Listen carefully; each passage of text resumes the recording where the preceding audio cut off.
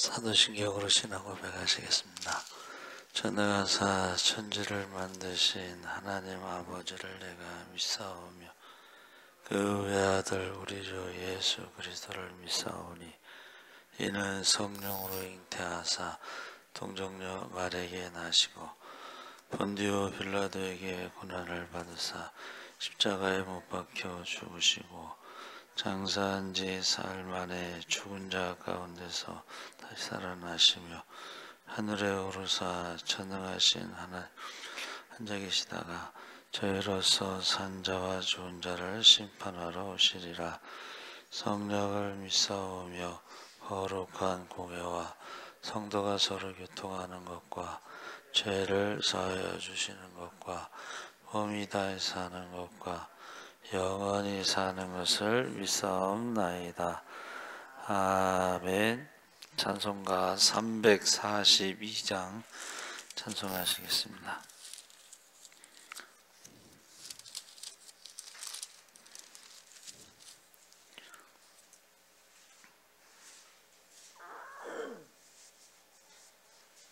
찬송가 342장 찬송하시겠습니다. 너 시험을 당해 죄 짓지 말고 너 용기를 다해 홈을 잊지라. 너 시험을 이겨 새 힘을 얻고 주 예수를 믿어 늘 승리하라. 우리 구주의 힘과 그의 위로를 빌라. 주님 내 편에 서서 항상 도우시리.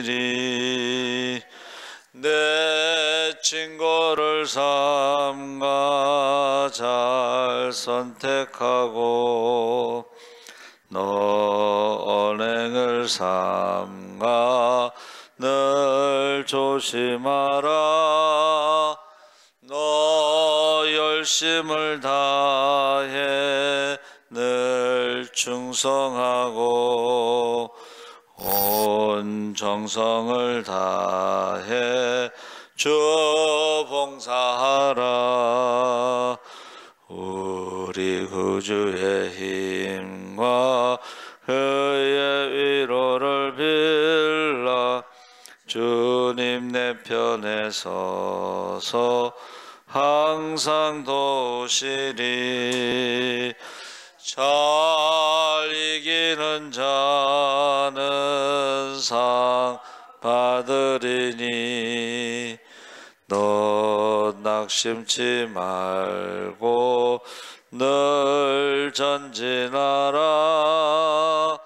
내 구세주 예수 힘 주시리니 주 예수를 믿어 늘 승리하라.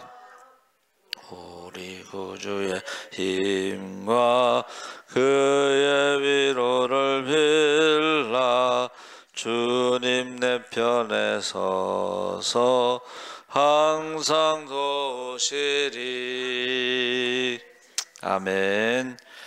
하나님 말씀은 사도행전 21장 37절에서 40절 말씀을 교독하겠습니다. 225쪽에 있습니다.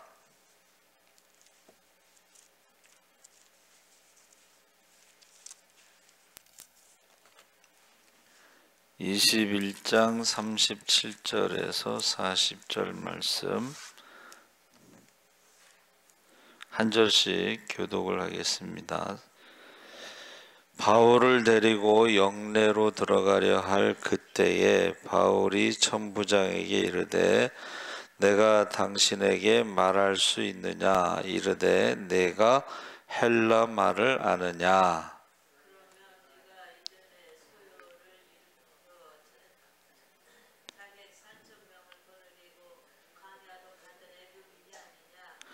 바울이 이르되 나는 유대인이라 소읍이 아닌 길리기아 다소시의 시민이니 청컨대 백성에게 말하기를 허락하라 하니 천부장이 허락하거늘 바울이 층대 위에 서서 백성에게 손짓하여 매우 조용히 한 후에 히브리 말로 말하니라.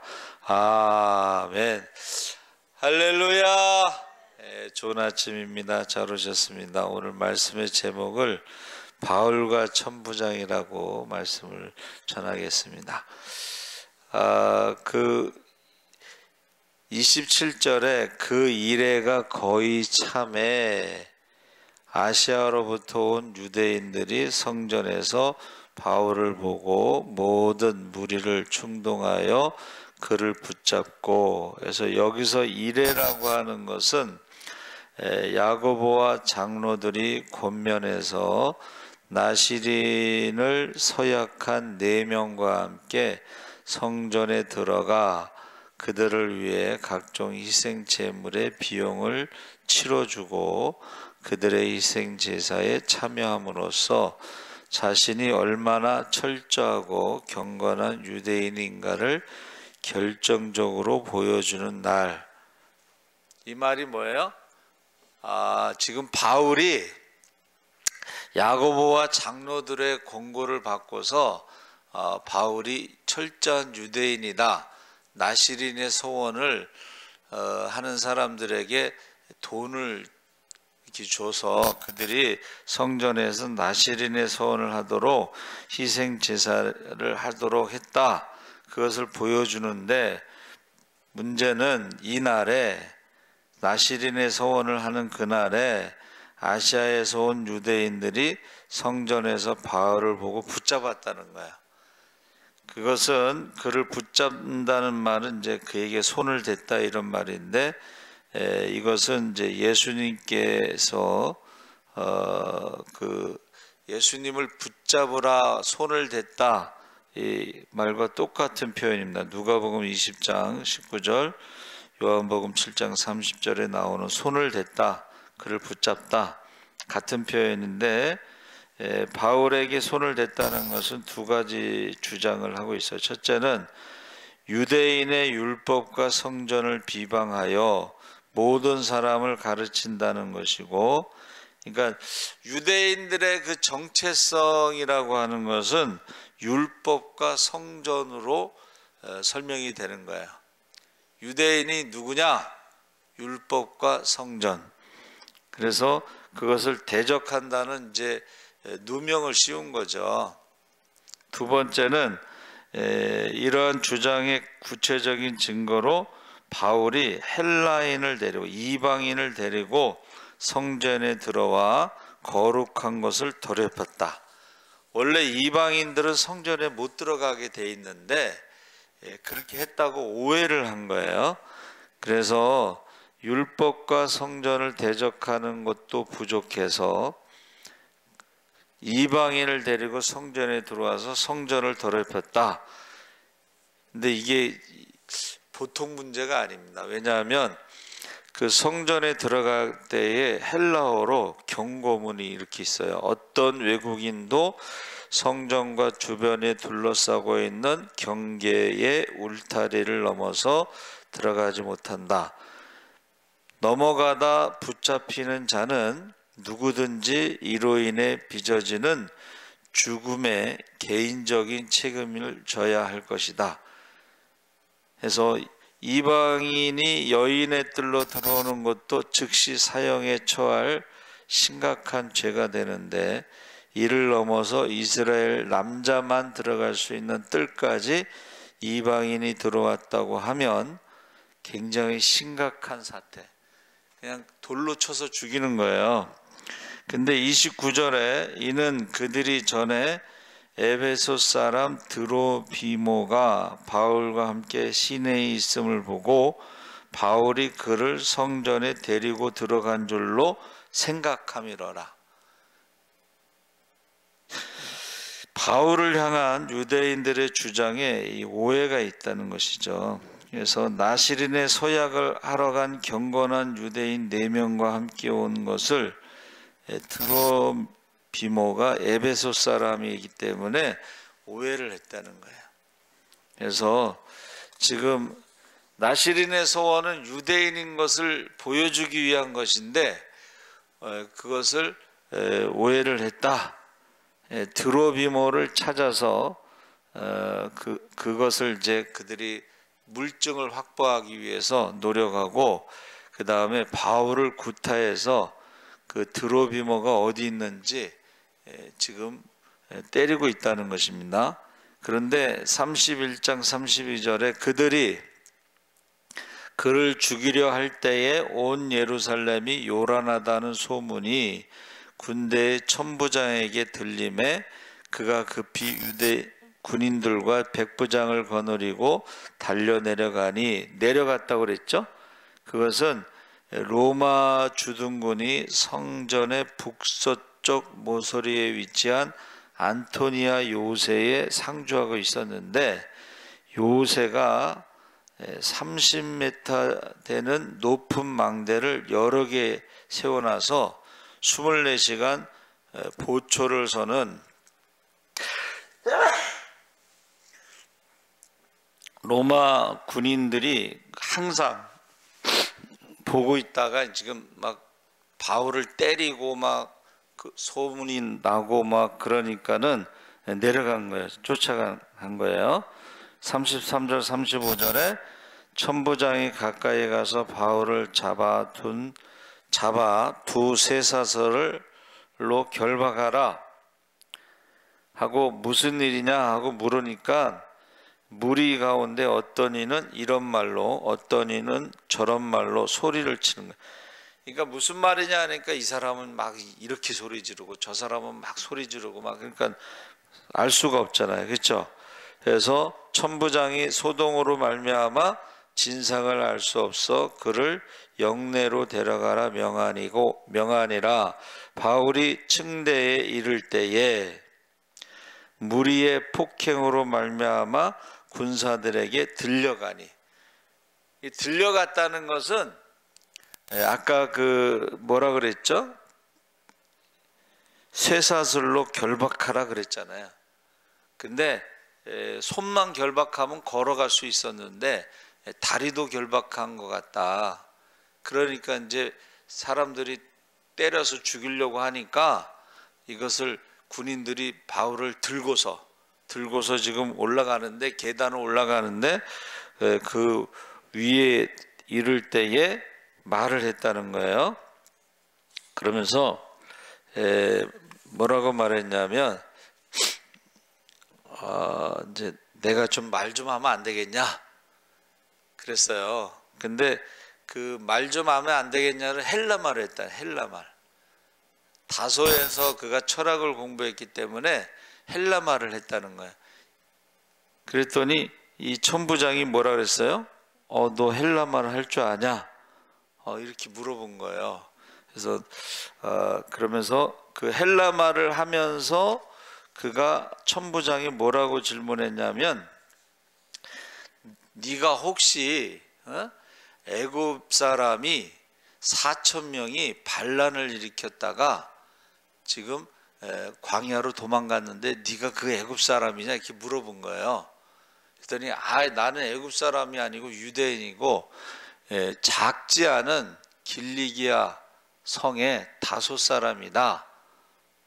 근데 여기서 바울이 로마 시민권을 말했을까 안 했을까, 그게 참 궁금했어요.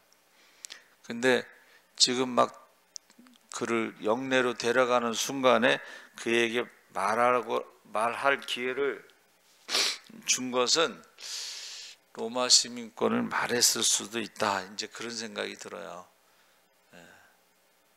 헬라말을 할 줄 아니까. 그래서 이제 그가 말할 기회를 얻죠. 그래서 바울을 데리고 영내로 들어가려 할 그때에 바울이 천부장에 이르되 내가 당신에게 말할 수 있느냐? 내가 헬라말을 아느냐? 내가 이전에 소유를 일으켜 자객 4,000명을 거느리고 광야로 갔던 애굽인이 아니냐 의심한 거죠. 그랬더니 나는 유대인이라 소비 아닌 길리기아 다소시의 시민이니 시민 로마 시민 청컨대 백성이 말하기를 허락하라. 그래서 지금 정중하게 이제 부탁을 하는 거죠. 상황이 그렇지만 그때 40절에 천부장이 허락하거늘 바울이 층대 위에 서서 백성에게 손짓하여 매우 조용히 한 후에 조용히 좀 해라 그러면서 히브리 말로 말하니라. 히브리 방언 아마도 아람어로 연설을 했을 것인데 그 사람들이 이제 조용히 있었다는 거죠.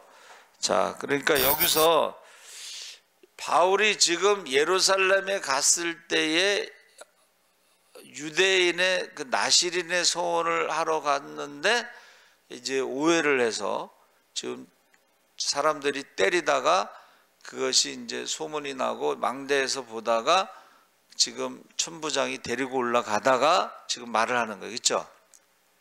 그런데 그 손을 댄다는 표현이 예수님께 손을 댄다는 말하고 그를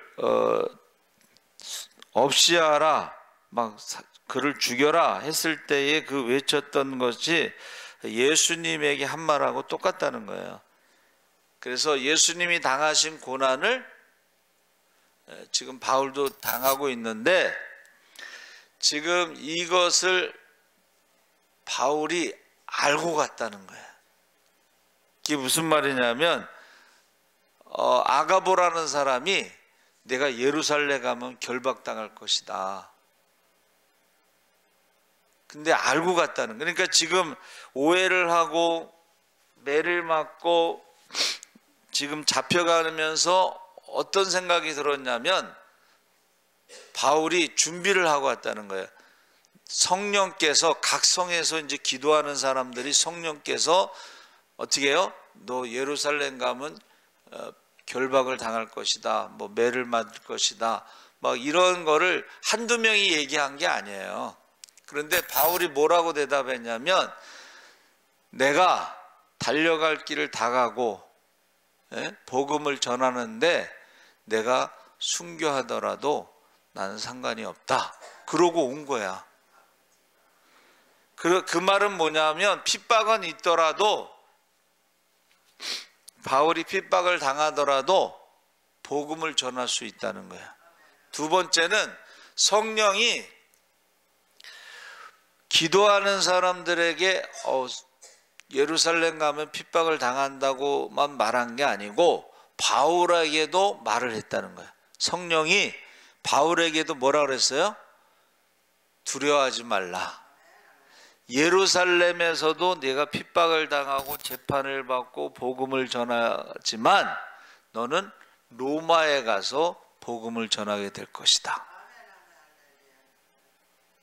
그러니까 성령께서 기도하는 사람에게 핍박을 얘기했지만 또 성령께서 바울에게 뭐라고 말씀하셨냐면 두려워하지 말라. 예루살렘에서도 네가 복음을 전하지만 로마에 가서도 복음을 전할 것이다. 그래서 어떻게 해요? 그가 재판을 받을 때 로마 황제에게 상소를 하잖아요. 그래서 우리가 성지순례 가면은요, 그 바닷가 근처에 그 헤롯 요새 그것이 이제 총독 그 관저가 있는 군대가 있는 그곳이 있는데 갑자기 이게 돌멩이가 있고 시멘트로 돼 있는데 원으로 이렇게 동그랗게 원이 되는 거기만 땅으로 돼 있어. 그래서 그러면서 그 순례 그 가이드가 뭐라 그래요? 그 땅이 원으로 된 그 땅이 바울이 서서 재판을 받던 장소인데 거기에서 내가 황제에게 상소한다. 그래서 거기서 로마로 이제 이동을 하는 거예요. 그러니까 여러분 우리가 기도하면은 성령께서 예루살렘에서 핍박을 당하고 재판을 받을 것을 알려주시지만 성령께서 내가 두려워하지 마라, 거기서도 재판을 받고 황제에게도 가서 재판을 받는다. 이 재판을 받는다는 의미가 뭐냐면 왜 잡혀왔냐, 왜 유대인들이 고소를 했냐에 대해서 내가 복음을 전하는데, 부활에 대해서 복음을 전하다 보니까 사람들이 나를 고소한 것이다. 물론 이제 고소하는 사람들은 그 얘기를 안 하고 어떻게 했어요? 아, 이 사람은 연병이다. 우리가 지키지 못하고 로마 사람이 지키지 못할 힘든 일을 우리에게 지금 전하고 있다. 그렇죠. 십자가의 도를 전하고 있다. 그러면 십자가의 도를 유대인들도 불편하고 자기들이 죽였으니까, 그리고 로마인들은 어떻게 해요? 십자가는 뭐예요? 저주받아서, 유대인들은 저주를 받아서 죽는 게 십자가고 로마 사람들은 반역자에게 사형하는 게 십자가거든. 근데 그것에 대해서 이제 바울이 재판할 때 이제 변론을 하자, 자기 변론. 근데 뭐라 그래요? 바울이 머리가 좋은 사람이잖아요. 딱 보니까 한쪽은 바리새인이 있고 한쪽은 사두개인들이 있는데, 사두개인들은 부활을 믿지 않지만 바리새인들은 부활을 믿습니다. 바리새인들은 천사를 믿습니다. 그러니까는 뭐라 그랬어요? 야, 나는 바리새인이다. 그러니까 바리새인들이, 나는 내가 왜 고소를 당했냐면 부활을 전하다가 고소를 당했다. 그러니까 바리새인들이 맞다, 부활이 있다. 그리고 천사를 믿잖아. 바리새인들은 천사가 나에게 이 부활에 대해서 전하라고 말했다. 그러니까 이제 처음에는 바리새인과 사두개인들이 바울을 때려서 죽이려고 하다가 재판을 하다 보니까 지금 바울이 바리새인이야, 천사도 믿고 부활도 믿고 그거를 전하다가 지금 이렇게 매맞았다, 고소당했다. 그러니까는 바리새인들이 어떻게 해요? 바울의 편을 드는 거야. 그래가지고 이제 예루살렘에서 재판을 받게 된 거고, 복음을 전한 거예요. 부활을 전한 거예요. 그렇죠? 그리고 이제 황제까지 가게 된 거예요. 그래서 제가 이제 이 천부장에 대해서 제가 찾아본 거예요. 천부장이 킬리아르코스라고 하는 헬라어를 썼는데, 킬리오이는 천이라는 뜻이고 아르코는 지배하다, 다스리다 이런 뜻입니다. 그리고 히브리어로는 이제 사르라고 그랬는데, 사라르, 지배하다 똑같아요. 헬라어나 히브리어나 똑같이 지배하다는 뜻인데, 우리를 지배하는 게 뭐냐, 이게 여기서 자 보세요. 편견이라는 게 일단 어떻게 해요? 유대인들이 바울을 미워하니까 눈에 보이는 것에 대해서 오해를 한 거예요. 지금 나시린의 소원을 하러 왔는데 어떻게 해요? 이방인을 데리고 성전에 들어가서 성전을 더럽혔다. 이게 사람이 어떤 편견, 오해를 하면 눈에 보이는 것이 뭐예요? 자기가 보고 싶은 대로 보는 거야. 저 사람은 한번 저 사람이 선입견이 딱 들어가면 저 사람은 그런 사람이다. 그러면 무슨 말을 해도 믿지를 않게 돼 있어요. 자, 편견이 얼마나 무서운지. 그 다음에 천부장은 군인이잖아. 군인이니까 어떻게 해요? 소동만 일어나면 저 사람이 애굽의 그 4,000명의 자격들과 그놈 아니까, 이게 천부장도 편견을 갖고 있는 군인으로서. 자, 여러분, 직업적인 편견이 있으면 직업적인 편견. 그래서 경찰의 형사, 검사, 판사 이런 사람들은 어떻게 해요? 맨날 그 도둑놈 사기꾼들하고 만나니까 늘 의심을 하는 거야. 무슨 말을 해도 의심을 한다는 거야. 물론 이제 의심을 해야지 범위를 잡겠죠. 그렇죠? 예. 모든 사람을 다 의심합니다. 그게 직업적인 거예요. 우리 이제 선생님들 있잖아요. 선생님들. 초등학교 선생님을 며느리로 삼잖아요. 그 며느리가 항상 가르치려고 그러는데 시어머니를 직업병이야, 직업병. 예? 가르치려고 그래. 목사도 어떻게 해요? 항상 설교하려고 그래. 예? 그래서 여러분 인간관계에 있어서 인간관계에 3대 질병이 있대. 3대 질병. 이거는 이제 어떤 교수가 이제 말한 거예요. 자, 첫 번째는 3대 질병이 첫 번째가 자랑질. 자랑질이라는 질병은 자식 자랑을 하게 되면은 그걸 듣는 사람들은 내 자식과 비교를 한다는 거야. 그럼 내 자식이 공부를 못하는데 우리 아들이 전교 1등 했어요. 그러면 어떻게 해요? 예, 기분 나쁘지. 우리 아들이 연봉 1억이에요. 그러면은 우리 아들은 백수인데 그럼 기분 나쁘지. 비교를 하게 된다는 거예요. 그래서 자랑질하는 것도 질병이고, 예를 들면 돈 자랑하잖아요. 돈 자랑. 그럼 먹고 살기 힘든 세상에서 돈 자랑, 가진 거나 돈밖에 없다. 아주 기분 나쁘지. 예? 재수없지. 예? 그런 질병이라는. 두 번째는 지적질. 늘 지적하는 사람이 있는데 가장 사람들이 싫어하는 게 뭐냐면 다른 사람의 삶에 대해서 평가를 하는 거예요. 그거를 잘하는 사람이 누구예요? 엄마야, 엄마. 잔소리. 맨날 지적하잖아. 근데 그게 제일 기분 나쁜 게 다른 사람의 삶에 대해서 평가할 때에 기분 나빠. 너 왜 그렇게 사니? 그러면은 그 사람이 뭐라 그래요? 너나 잘하세요. 그런다는 거야. 가장 기분 나쁜 사람이 그 지적질하는 사람, 평가하는 사람, 잔소리하는 사람. 그 다음에 이간질, 거짓말로 이간질하는 사람. 이 대표적인 게 이제 정치인들의 그 흑색 선전이라고. 전에 그 서울시장 선거 때 박원순이 나경원 의원에 이어 강남에서 1억짜리 피부관리 받는다고 거짓말했잖아. 정치적으로 흑색 선전하는 것. 그래서 그 당시에 이제 박원순이 거짓말해가지고 당선이 됐어요. 그렇죠? 근데 나중에 그가 여자 문제로 자살했죠.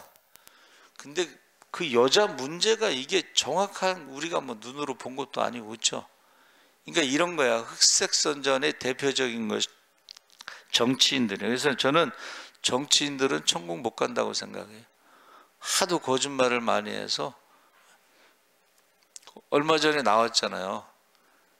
그 이재명 씨가 그 분당의 무슨 교회? 하나교회인가 뭐 이찬수 목사님 교회 가갖고 저는 여기 이제 교회 신자고 오늘 열심히 신앙생활하겠습니다. 그렇게 인터뷰를 했잖아.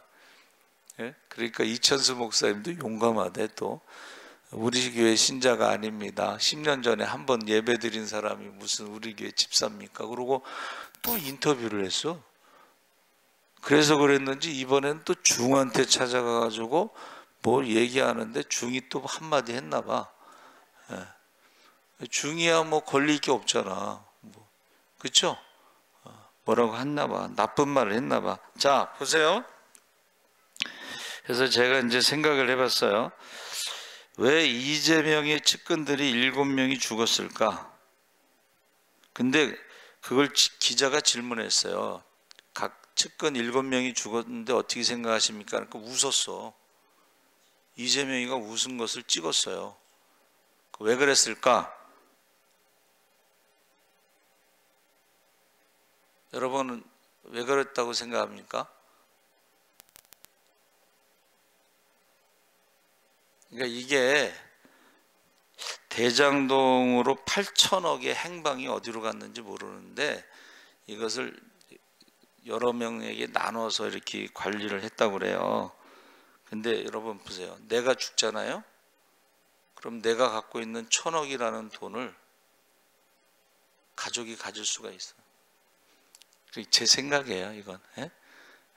그러니까는 여러분 이 3대 질병이 뭐냐? 자랑질, 지적질, 이간질, 없는 말을 만들어내는 거지. 그래서 역지사지라고 그래서 모든 사람이 싫어하는, 가장 싫어하는 사람은 주변에요 좋은 사람이 없습니다. 유유상종. 그 3대 질병을 가진 사람들은 주변에 좋은 사람이 없어. 유유상종. 끼리끼리 모이는 거야. 그래서 입장을 바꿔놓고 생각해봐. 저 사람이 막 자랑하면은 기분 나쁘잖아. 그렇죠?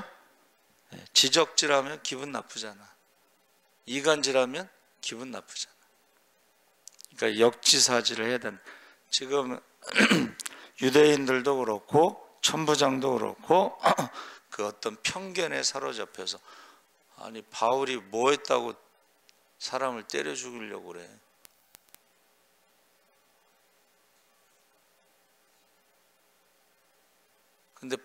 근데 유대인들만 그러냐 이거야. 천부장만 그러냐 이거야. 우리도 그럴 수 있다는 거야. 여러분, 이 3대 질병을 고쳐야 돼요. 입장을 바꿔놓고 생각해야 돼요. 하나님 아버지, 바울이 기도하는 사람들, 성령 받은 사람들이 예루살렘에 가면 결박을 당한다고 했습니다. 재판을 받는다고 했습니다. 그러나 바울은 내가 달려갈 길을 다 달려가고 복음을 전하는 데 있어서는 그의 생명을 아끼지 않는다고 그랬습니다. 성령께서 또 말씀하셨습니다. 내가 예루살렘에 가서 재판을 받아야 되고 두려워하지 마라. 또 로마에 가서도 내가 복음을 전해야 된다 말씀했습니다. 우리가 우리의 사명과 직분을 따라 착하고 충성된 종으로 살아가게 하여 주시옵소서. 감사하며 예수님의 이름으로 기도하옵나이다. 아멘. 하늘에 계신 우리 아버지